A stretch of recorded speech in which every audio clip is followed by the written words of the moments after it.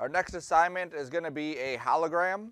So this one is where we're really starting to put a lot of those things we learned on the first few assignments all together.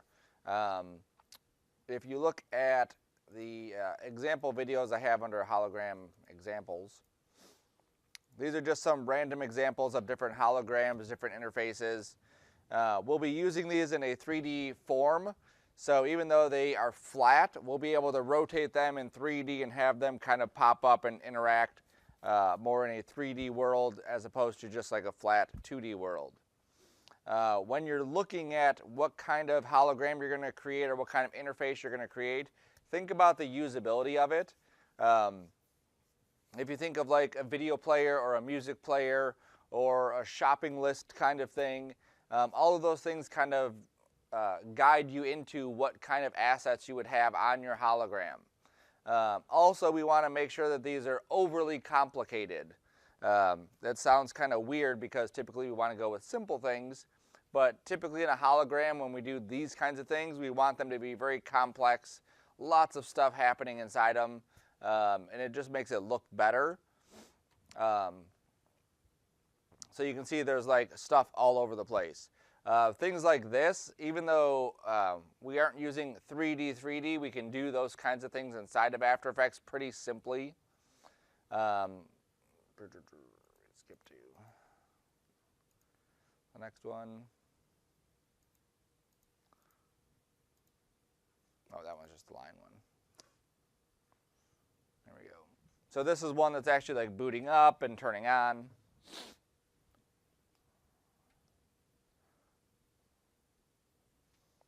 This is a good example of just a bunch of really cool details. If you look at all of the lines of text here, there's no way you'd be able to read all those lines of text in the stuff here. But it's really cool to see that. If it wasn't there, it'd be kind of missing in the sequence. Same thing down here. Notice the kind of design that a lot of these will have is there's a lot of contrast. You'll see a lot of thin lines, a lot of thick lines, a lot of bold things, a lot of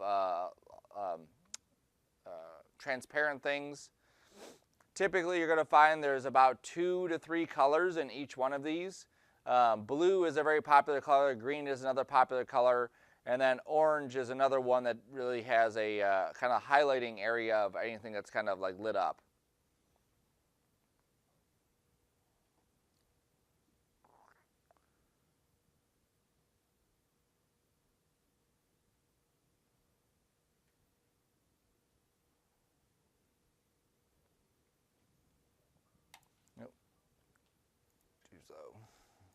So looking at something like this, come on, there's a lot of stuff that's happening inside here. All these dials are kind of moving up and down.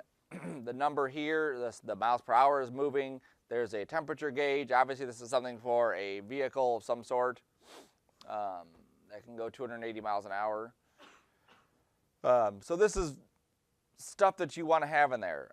Look at the lines as they have here. This is kind of like a medium tone. This is a light tone or a darker tone. It's more transparent. Here's something that's a bit brighter. It has a nice sense of contrast inside it. Everything is not one uniform weight, one uniform color. Everything has a variety across the entire animation of this. And you'll see these throughout all of the really good user interfaces. So as you're designing these, obviously you want to pick out what kind of design you're going to be going with. Something like that's too simple, but it's a good little, like these are good little assets you could add into your stuff. So think about what kind of design you want to go with, and then different things that should be there for sure. Like if I have a video player, I'm going to have the video player, I'm going to have the play button, the pause button, maybe a scrubbing bar, something like that. Think about the coloration, obviously you want to use. And then think about the proportions of where things are going to be.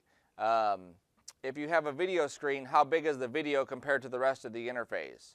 How big is the play buttons? Where are they located? How are they integrated into this? It doesn't have to be 100% fully functional as far as something we would actually want to show the world and sell to them. We just want it to look cool. That's our goal with this. Okay, these are all little assets, little things you could add. Notice the flickering, notice how they're all coming in. You can kind of see where our text animators are going to be helpful because all of these have different ways that they're animating text coming in. All of these have different ways that they're transitioning from one piece to another piece. And you'll see a lot of these too, which are like that there, how that just popped up. That was exactly what our animator was, our transition. There's our transition again. Here's our text. Lots of flickering. I'm going to skip to the next one. Some of these have been deleted since I uploaded it. Oops.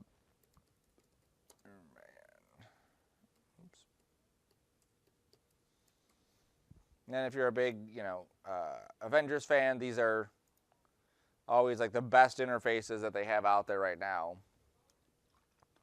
And again, you'll see the blue, you'll see that orange.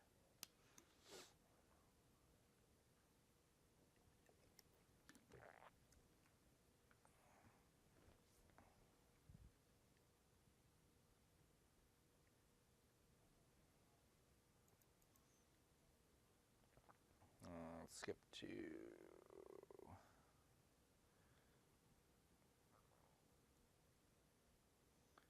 that one. So again, looking at not just the 3D part, because the 3D part is definitely cool, but all the other stuff that's kind of inside here. If you think of this as one main like document and a bunch of tiny assets, it makes your job a lot easier to kind of line things up. So whatever this is here, whatever this is here, whatever's happening here, whatever's happening there, these are all just kind of like little modules that are added to this just to make this look really cool, really fancy. This is a flattened out version of it without Tony Stark actually in the screen until obviously now.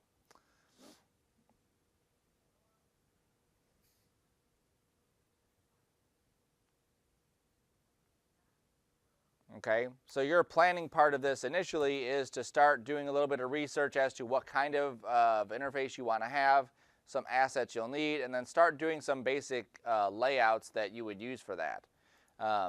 These don't need to be ridiculously complex as far as how you design it. Oops, I'm hitting the wrong buttons. I gotta turn off those hotkeys. Control-Shift-D, there we go. And then once you have that, you can come into Illustrator, make a 960 by 540 document, and then just start laying stuff out.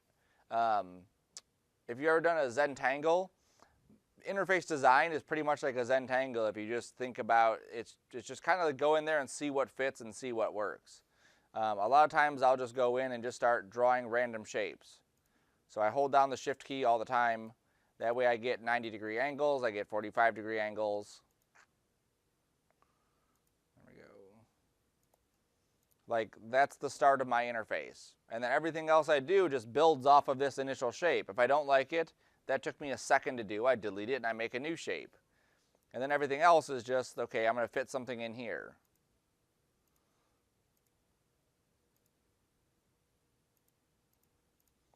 And then I'm going to fit something right here.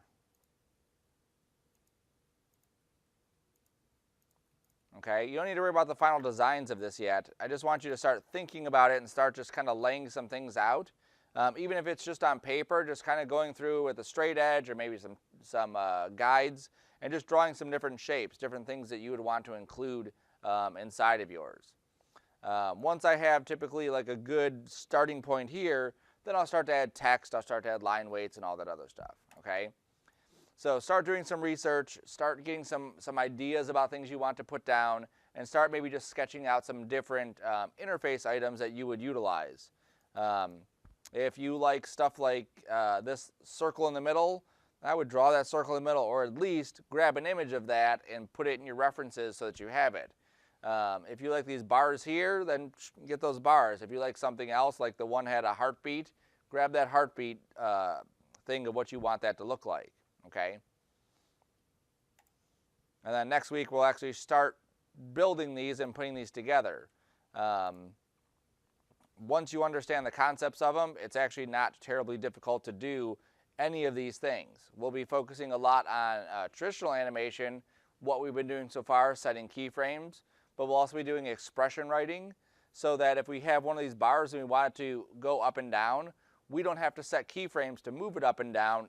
After Effects will basically do it for us with a couple lines of code. Okay? Cool. Any questions on the planning for the hologram?